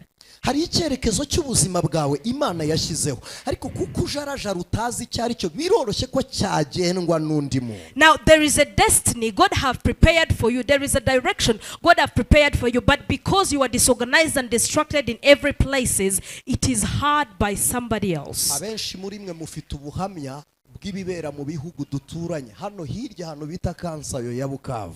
Some of you have the witnesses and the testimonies of something that happens in our neighboring countries. Close here in Bukavu. Kansayo. In Kansayo. Yes, ni hakurya gatoya yaho bita Muri ni kuri border ya Rusizi rwa kabiri. It is on the second border of Rusizi. hari abantu bajyaga bashingura They are the people who used to be buried there. baraye bamushyinguye ejo mu gitondo abantu bakamubona ari guhinga mu murima. And then they would bury him today, and the next day in the morning, people would meet them cultivating into the gardens. Attention, ntabwo ari igikorwa cy'umwuka, guhinga ari kubikora mu mubiri. Please pay attention. They are cultivating physically. Their body is cultivating. It is not a spiritual act. Abantu mwabaye mu Uganda ubwo buhamya murabufite. People who lived in Uganda, you have those testimonies. Nuko abantu mu biceceka ariko muza abantu bakoreshwa uburetwa mu isi y'umwuka bakabukora mu mubiri barabaye amapanje. Rimwe na rimwe bakamutwara umwuka tukagira ngo yapfuye, twe tugashyingura tukivayo umurambo mukawubura mumva umuntu akajya gukoreshwa uburetwa. Some of you, it is because you can't say it, but you know all of those testimonies. They will take the breath of somebody and will go to the burial. We bury somebody thinking they are dead, but then again, that person have been stolen of their breath. In the next morning, they are working as a slave to other people's. Nta muntu n'umwe mu buzima There is no single person in life ushobora kubaho mu buryo atagirwaho ingaruka mu bice bibiri, mu buryo bw'umwuka n'umubiri. Everybody who lives, they will have impacts or effects in two ways, in the spiritual dimension and in the physical dimension. Ibi ngibi iyo tubibwira abakristo barikanga rimwe na rimwe bakanga no kubyumva kuko tuvuze ibyo mu isi y'umwijima ariko mukabaho mutunzwe n'amasezerano yo mu isi y'umwuka. Nkibaza hose ko ari mu mwuka kuki mutabyumva ngo mumenye uko murwara. When we tell you Christians, some of you are so scared and you do not want to listen to those things and you do not want to listen to the spiritual battles of the Spirit. Instead, you want to live by the covenants and the promises of the Spirit. And I am wondering, why don't you grasp all of it and you should know how you should fight for your life? Now, whatever the Lord have spoke to you with, where has He kept? Where do you think it is kept? It is kept in the spiritual dimension. Now, that problem you have, where is it kept? If it was you, you are going to say that it is kept in me. If it was new and you know the room where that problem was kept, you would get it out and throw it away. Now, why don't you want to listen to that as well? All of it is in your place, is in your spaces. All of it is in your households. When they tell you they have bewitched you into the oceans, have you ever lived in the oceans? They bewitched you there. Do you imagine that when they bind somebody and you're not capable of having a wedding, where do you think their marriage have went? Where is it? Bibiri iravuga ngo bafashe ibisubizo bya Daniel mutekereza ko byari biri ikintu cyawe bafashe ntikiba kiri mu ijuru ntikiba kiri no mu migambi y'Imana kiba cyasohoye ariko kiri mu biganza by'abanzi bawe. Now the Bible says they have captivated the answers of Daniel. Now everything that they are able to captivate, it is not still in the plans. Already it is fulfilled. That's the reason why they were able to captivate it. It have already been fulfilled. Amen. Preach, man of God. Hallelujah. Floor. Iyo biri mu biganza by'ababisha bawe, when it is in the hands of your enemies, bigusaba gutwika, it requires you to burn, kugira ngo igifite byawe byose gitwikwa n'ishyaka n'umuriro w'Imana muri wowe. So that everything that is holding or that is captivating your belongings will be burnt by the courage and the fire of the Lord. Baravuga ngo nushaka kuba nk'izuba utwike nkaryo. They say if you want to become like the sun, burn like the sun. Kandi nushaka gutwika nk'izuba wongera urabagirane. And if you want to burn like the sun, also shine like the sun. Bibiri iravuga ngo ihindura abamarayika kuba imiyaga ariko abagaragu bayi bahindura ibirimi by'umuriro. Now the Bible says he have changed his angels to be like the wind, but his servants he have made to be like the flares of the flame. Hari abantu bagenda hano ari ikome ari umuriro ugurumana. There are people who are walking in our midst, but they are fire, they are a burning fire. Ariko hari n'abandi babaho ari umwambi. But there are just who are living just as matches. bisaba guhura n'ubumara ngo watse umuriro urawufite ariko ntabwo ucanye. It only requires you to meet with acid and then you will just burn everything. Kwicara rero umuriro udacanye ntibituma udakubitwa urahondagurwa. Now being sat and you're a shutted down fire does not prevent you from being beaten. You are beaten. Umuriro udacanye wawufatisha intoki wawutamira wawutwara ushaka hose ariko umuriro ucanye. Now a cold fire could be held in the hands, could be held in anything, but a firing burn. Imana irashaka kuwaka. God wants you to fire, to be a Imana burning irashaka fire. kuwaka. God wants you to be a burning fire. Niko Yesu yavuze muri Luka. That's how Jesus said in Luke. Yaravuze ngo naje gukongeza umuriro mwisi. I have come to lighten up the good fire. None kumaze gufatwa ndacyashaka iki kintu. Now that you are burning, what else do I need? Nta gitambo Imana yari kwemera kidatwitswe. Now there is no single sacrifice God would have accepted Ni ngombwa instead of a ngo burning umuriro sacrifice. wake. It requires a burning Ni ngombwa ngo fire. umuriro wake. It is necessary for a burning Mu fire. bintu byose biri mu isi Imana yaremye In no kubica. everything the Lord have created, Inyenyeri iraka. a star should shine. Ubushyuhe bw'amazi mubona dusongamo ubugari bugera ku ijana. Iyo degre ziguyemo neza ni ijana ku ijana. Ni ijana tibirenga ngo bizamuke bigere hejuru. Now this boiling water where we made breads, where we made cassava breads and everything, the degrees is 100 degrees. If it is correct, it is 100 degrees. They can never go beyond or below. Abashimiste barabizi ubwo bushyuhe burenze ijana amazi abyara ikindi kintu. Abavirusaho kugira ngo agire icyo amarira abantu. Now the chemists know that if that water goes beyond 100 degrees, that water turns it into something else. It becomes a virus instead of becoming something good. Mu bantu bazi imibereho y'inyenyeri, inyenyeri iratwika kuruta umuriro wo mwitanura ryo kwa Nebukadineza. Amongst the people who knows the stars, a star will burn you more than the fire from Nebuchadnezzar's pit. Amen. Amen. Hallelujah. Amen. Hambere abasirikare bitoza. Before, when the soldiers were training, Ikitari isasu nyasasu ni igiplastike barasa kigaturikira hafi y'umunwa kitanageze kure ni igiplastike nyine ntikiri bufata umuriro gihita gishongera hafa. Whatever they were using in those trainings was not bullets, real bullets. It was instead the plastic things that would burn close to their spaces. It would just go off there and it is off. Kugira ngo isasu ribi isasu rirase rihamye mu kico nuko ryaka. But for a real bullet to become a bullet and it is going to be shot in something and capture something, it has to have fire. Turi muri aya masengesho. In these prayers, Uyu mugoroba wa nona. this evening right now, Umunsi wa karindwi. of the 7th day, Ibintu byiteze icyerekezo cyawe. everything that have blocked your Ikubona uri destination, umuriro waka. let it see you as a burning Ikubone mu fire. butware bw'imbaraga z'umuriro wa Let it Kristo. see you in the authority of the power of Christ. Hallelujah. Hallelujah! Muzasome Bibiliya igitabo cy'ibyakozwe n'intumwa. Read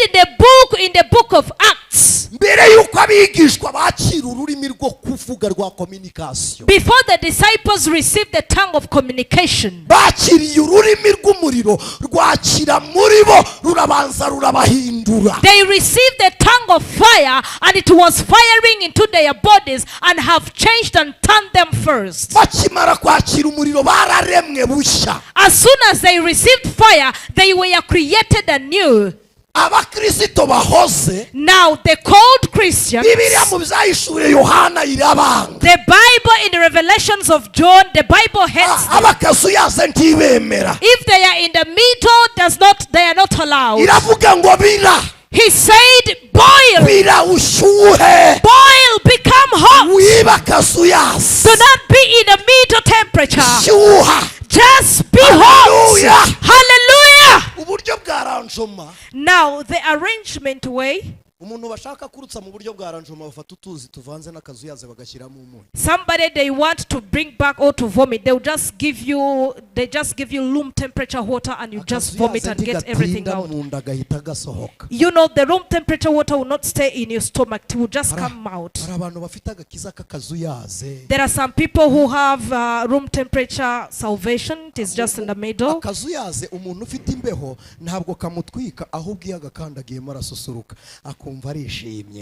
Now somebody who are sinful, when they are sinful, and they step into the room temperature water, it doesn't burn them.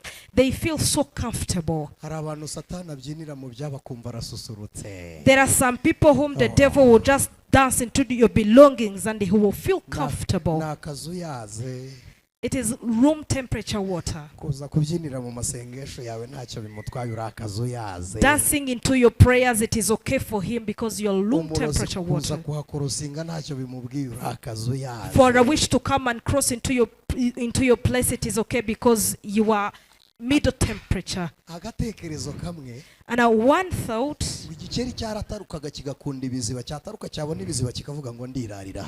and then a toad would just jump, and when it meets the well water, it would just say, I'll stay here. One night, and then the frog jumped as usual,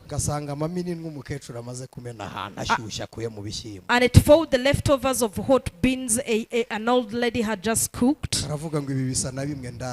It says this is the same as the other one I've been sleeping in. And then the frog jumped into the hot water and said, this is not the same water. Today,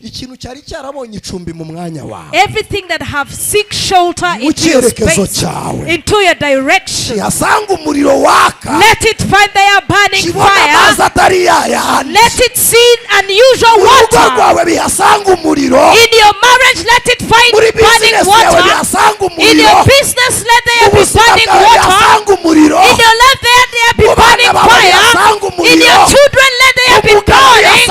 On your husband, let there be burning. Let it not be the unusual water. Hallelujah. Prophesy, man of God. Let it not be the usual water. Praise God. There are times when the prayer people will change their ways, and you will pray and you become a burning altar of fire. Praise God. Now a Congolese have said the solution of fire is fire. Now the solution of fire is fire. The solution of fire is fire. There are some things that have been burning into you. Now for you to shut it down, it requires you to burn even more. And there are some people don't understand that phenomenon. Normally when there is too much fire in the forest, now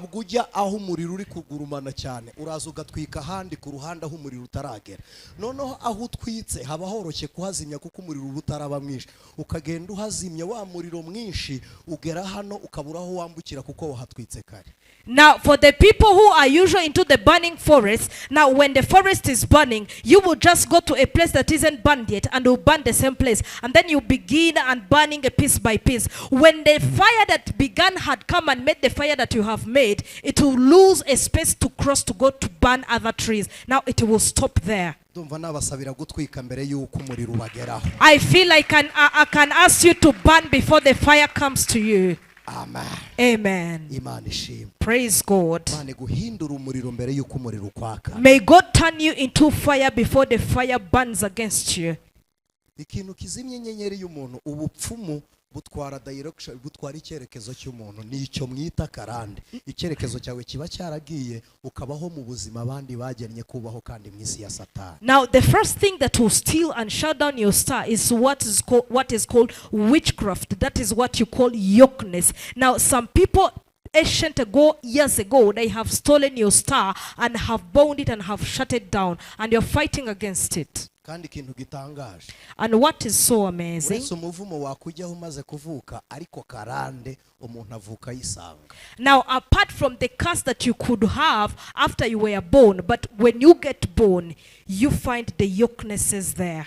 Kugira ngo inyenyeri yawe itwikirwe nababwiye ngo hari abayicana bamenya amaraso. Niyo mpamvu mubona isi ihoramwe intambara n'ibiki, abantu bazi ibyo bungukira mu ntambara bo barabizi. Now, for your star to be shut down, there should be spilled blood. That's the reason why there is always wars into the world. People knows what they benefit from spilling people's blood. Ese mwari muzi ko ari umurage Isaka yahaye Yakobo? Yaramubwiye ngo nukoresha inkota yawe ukagoma niho uzabona umugisha. Bivuze ngo mu gihe utabaye umugome ntuzigera ubona umugisha. Now, can you imagine all the blessings Esau got? He was told by his father that for you to receive a blessing, you have to make sure that you have to use your sword. You have to kill some things. Now, you cannot receive blessings until you become a bitter and bad person. Muraza kunyemerera dukonkiriwe dusoreze hafi. Please, you will allow me. Let's conclude and stop Abantu from mwese there. muri kunyumva ariko ntimuri kumva ijwi ryange risohotse ku munwa riri kunyura muri mikrofone rikagenda rikanyura mu kantuze kari hariya, dushobora kukita izina dushaka receiver cyangwa ibiki bikaza bikaba connect hano mu mabavu. Now, most of you that are hearing to me, you are not hearing exactly my voice. It is a voice that is going through a microphone. The microphone is going through the speakers, and the speakers will bring back the voice to you. Ibintu byose mubona mu isi y'ikoranabuhanga bibaho no mu isi y'umwuka, nuko ikoranabuhanga tubirebesha amaso n'ubwenge bukabisobanukirwa, ariko n'uburyo bw'umwuka niko bikora. Now, everything you see in this world of technology, it also happens in the spiritual dimension. But in the spiritual dimension, we are not capable of seeing it, but it works the same. Izi mikoro zifite transmission yazo bashyira kuri mixer, hanyuma mixer bakaza kumiximiza ijwi rikaza kunyura muri bafre abantu bakumva umurimo waryo ukagerwaho iturutse hano. Ariko saha gusa hari akari hariya gacometse kuri mixer niyo bari buze guconnectinga ikaza gushyira hano mu bafre nayo ifite amasinga acometse hariya.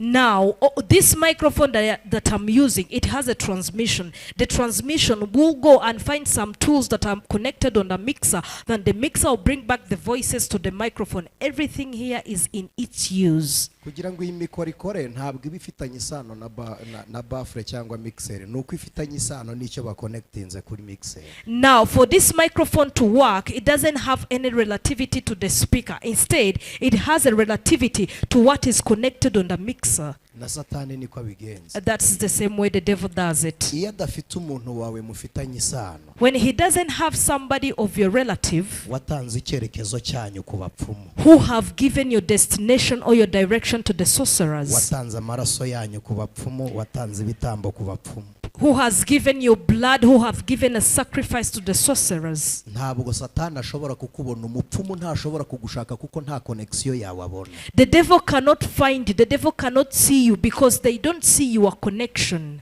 Iyo adafite icyo kintu gituruka kuri mwene wanyu, atwara umwenda wawe, ifoto cyangwa se umusatsi. When they do not have that thing that comes from your descendants or from your generations, they will just take your clothes, they will take your hair, or they will take something that belongs to you.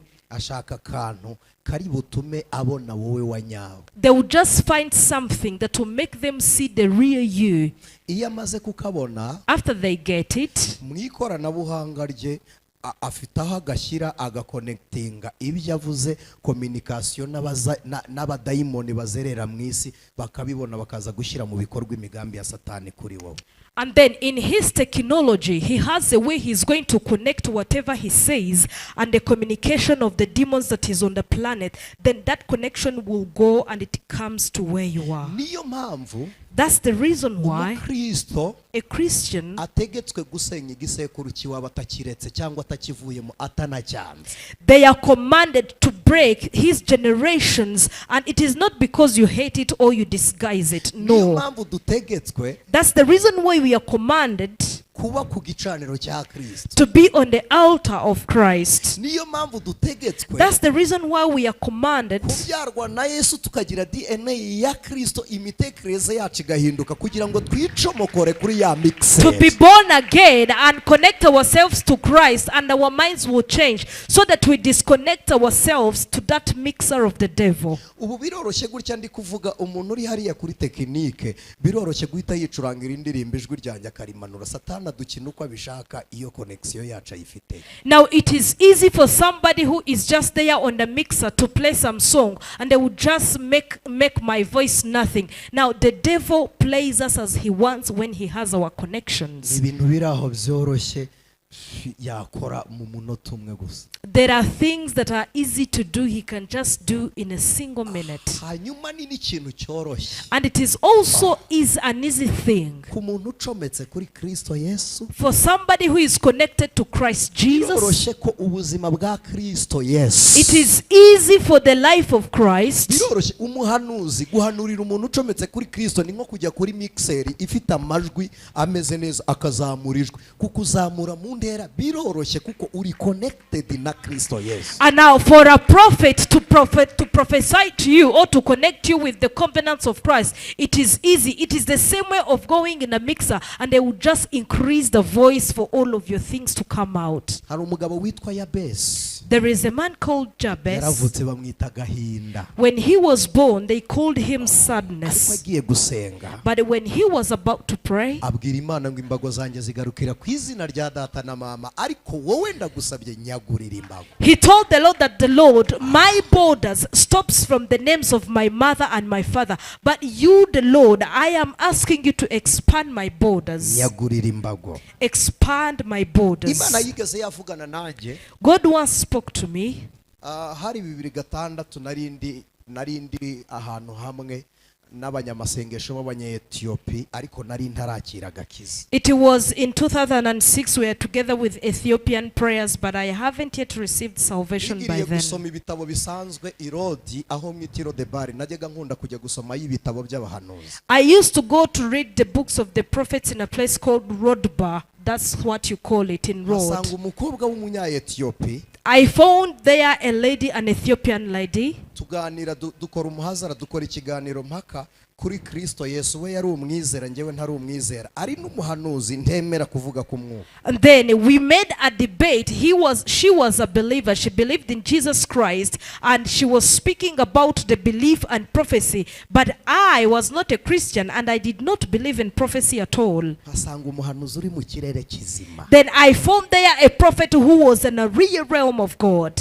Arambwira ngo wowe Imana izagukoresha nuko wataye icyerekezo uzakoreramo. Then he told me that you, the Lord will use you. It is just that now you have left the direction you were supposed to work in.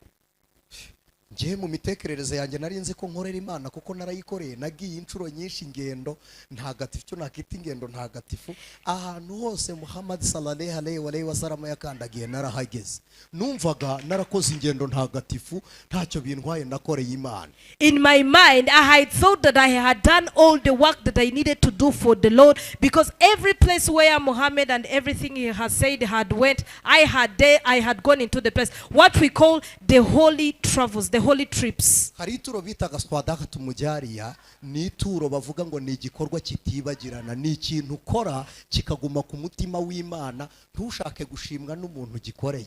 Ibyo narabikoraga, kumbwira ngo Imana izankoresha nuko ntari mu cyerekezo nyacyo sinabyumvaga. Ibi nabyo tubivuga biba kure y'imitekerereze y'abantu, kuko umuntu usinziriye ntajya aganira n'umuntu uri maso. You know, there is also an offer in Islam that is called Swadaha Mujariya, that I had offered that offer. Then I had offered that offer. So for somebody to come and tell me that you haven't yet served the Lord, it was no sense to me, because even though I was there, I thought I had done everything I could for the Lord. It is because that we are not in the same dimension.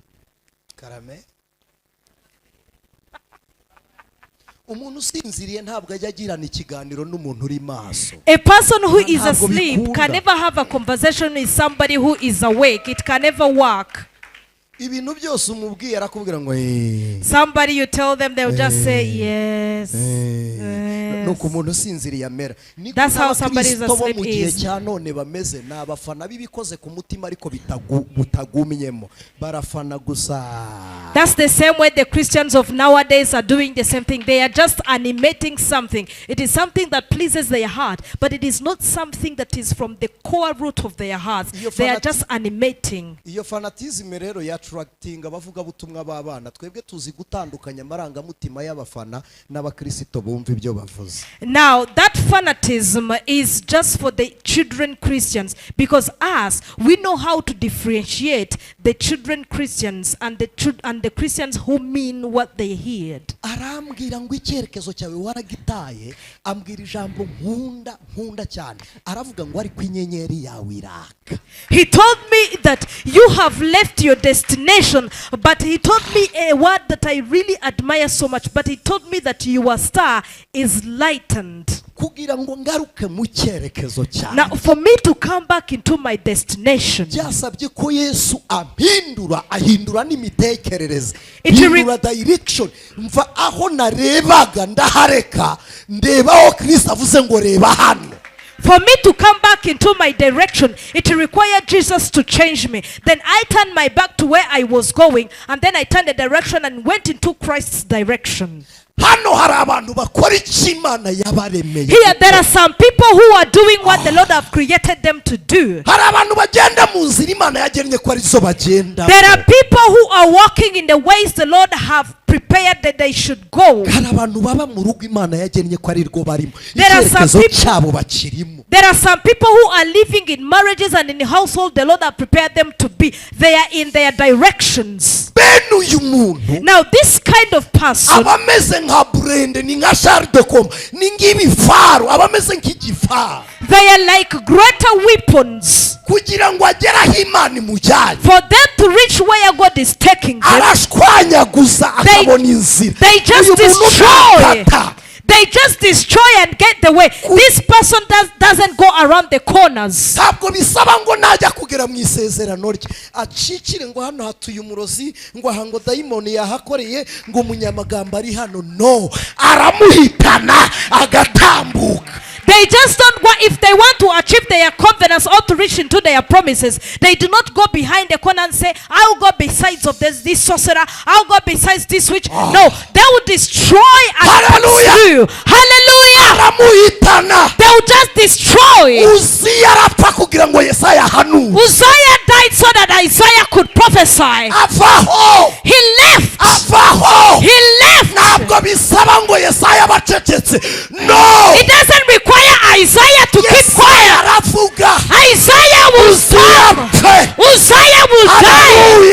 Hallelujah. Who is that done for? Somebody who is in their directions, who have heard the purpose of the Lord, and they will just go by the principles of the Lord. Hallelujah. The Bible says what? The person who will just go into who will have you wholly into their hearts, you will protect them, they will be peaceful because they believe in you. It doesn't require us to shift from the areas where we live. It doesn't require God to change the generations. I'm so happy.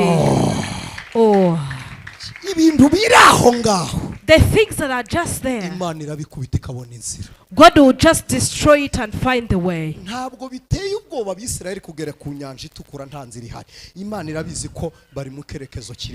It doesn't scare the wilderness to be scared that on the way they won't find the way, because God knows that in the direction where they are, there is a way. There is a way you are not seeing, but that is the direction. You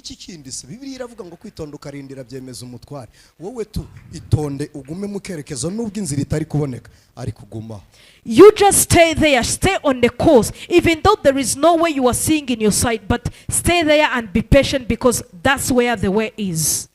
Amen. Amen. Amen. Amen. What does it require? kugira ngo ibyo bibe mwagize ngo bisaba iki? Now, for all of that to happen, what do you think requires? Reka dushimire Imana kubw'umushumba wacu. Let's thank the Lord for our shepherd. Imana ihabwe icyubahiro. May God bless you. Mwagize ngo bisaba iki?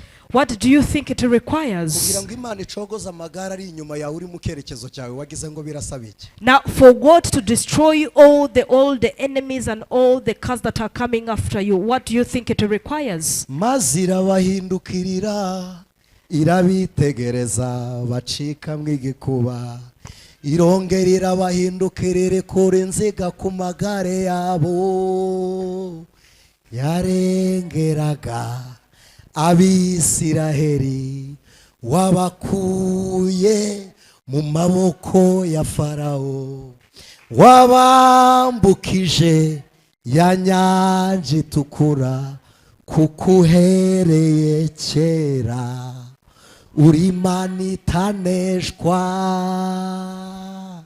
turakwemera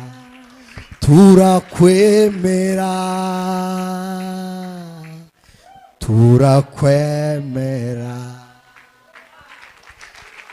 Nta kindi bisaba Imana iyo umuntu ari mu cyerekezo cye. Ntabwo Imana iva mu ijuru ngo ize kurwana. When somebody is in their direction, it doesn't require God to come from heaven and fight. No. Irakubwira ngo aho ni iwawe hahindure. God will just tell you that that is your way. Just change it as you like. Yabwiye Mose ngo gabanya akavuyo, genda ubabwire bakomeze bagende. God told Moses that tell them just to not be distracted. Just tell them to stay on the course and go. Ibintu ndi kwinjiramo muri iyi minsi irindwi, No. nshobora kubibwira umuntu wo mu isi igaragara akumva ni mucanganyiko tu, ariko njyewe namaze gutraverse, naragiye kera naragiye. I have seen that I'm stepping in, that I'm entering into these 7 days. People whom I may tell, they may think that maybe I am confused, but I have crossed. I am already into my covenants. Ninde wababeshyese wicara imbere ya mwarimu akakwigisha inyuguti, akakwigisha ingombajwi, ukazabihuza bikabyara igihekane, yakwigisha umubare ukazabihuza bikabyara formule, iminsi mike cyane ukahakura ubuhanga ari mwarimu. Noneho niba mfashe umubare nundi nkabihuza bikabyara formule, ngafata inyuguti n'ingombajwi nkabihuza bikabyara igihekane, muratekereza iminsi 7 nakicara imbere y'Imana nkava nta kintu kivutse mu magambo no tubishoboka? Then let me tell you, you will sit in front of the teacher. The teacher will teach you how to put a letter to another letter, and it bears a word. And then you will learn a word by another word, and then a number to another number, and you will get a formula. Then who have lied to you that I would sit in front of the Lord for 7 days and get nothing? Umuntu wasubiye mu cyerekezo cye, Somebody who went back into the directions, ntabwo agendera mu cyerekezo cy'umuryango we iyo udakizwa, ahubwo umuryango wawe uraza ukikonekta kuri wowe ukawubera icyerekezo. they just don't go into the direction of their generation who are not saved. Instead, their generation will come and fall into their direction because you are on course and you are with Christ. Sagira ngo mugarure imitima dusenge. I want you to bring back your heart so we can pray. Urasabwa kugaruka mu cyerekezo cyawe, inyenyeri yawe ikakuyobora. Kura amaso kuri Herode, inyenyeri iracyacanye. You are required to bring back your eyes on Christ so that you will stay on course and be in your direction. Remove your eyes from Herod, the star is still shining. Ntabwo inyenyeri yaka gusa iranatwika. You know, Ntabwo inyenyeri yaka iratwika. the star does not only shine, it also burns. Twigeze twajya gusengera ahantu turi gusenga, Imana itubwira umurozi ko yashyize abadayimoni mu nka, turazigenda tuzenguruka ikiraro, abadayimoni basohoka mu nka baragenda bakubita umurozi w'abarozi. Juste gutwika kw'abantu b'Imana bisenya ubutware bwo mu isi y'umwijima. Then we once prayed somewhere and God told us that the witch have sent his demons into the cows. We went and circled the cows. We prayed. The demons got out of the cows and went back to beat the sorcerer who have sent them. Now the prayers of the Christians will burn all the evil plans of the devil. ese murabizi ko umuntu ashobora gucana munsi y'inzu hagashyuha inzu kandi umuriro utari mu nzu? Did you know that somebody would just put up the fire under the house and the house would just burn and feel hot while the fire is not inside the house? Instead, it is under the house. Ese murabizi ko umuntu atwika none umuriro ugahinguka ugakubita ku rubyaro, ugahinguka umwuzukura kaka, ugahinguka umwuzukuruza kaka, satani kazajya gukoraho isanga ari umuriro? Now, did you know that somebody would burn some fire right now and the fire will go through to the child will pass through the fire to the grandchild will pass through the fire to the grandchild, and the fire will go through to the generations, and when the devil wants to touch, he will burn. Ikintu cya nyuma gituma umuntu agaruka mu kerekezo cye n'amasengesho, gusenga. Now, the last thing that will bring somebody into their directions, they are prayers, the prayers. Kandi n'amasengesho atagira impamvu mu buzima bwawe. And there is no prayers that are in vain in your life. Ariko yo gusabana n'Imana, apana yo gusaba ibyifuzo, apana ya yandi yo kubwira Imana ibibazo mufite, ayo ntabwo ari amasengesho. No gutabaza muba mwagiye kwereka Imana amakuba mufite. Ariko hari n'amasengesho ya communication n'Imana, ujya imbere y'Imana ukatsa umuriro ukenyegeza ukajya uvuga ngo Mana urera. Ayo masengesho atarimwe ibibazo, atarimwe ibyifuzo, aragenda akagukonekta n'Imana agahindura ubwiza bwawe. Isi y'umwijima igufite irakubura, ifoto irabura, umusatsi urabura, karande irakubura, uragenda ukidisconnectinga ku badayimoni bakakubura kandi uhari kukuhinduka ikiremwa gishya kubw'amasengesho. I don't mean the prayers of going before God and asking for something and praying and asking God to come and help you, because those are the prayers of asking God. Instead, I mean the prayers of having an intimacy with God, the prayers of praise and worship to the Lord. Those are the prayers that will go through the yokeness and break everything. Those are the prayers that will go into the witchcraft that have witchcrafted you and break everything. Those are the prayers that are going to break the walls and make you a burning fire.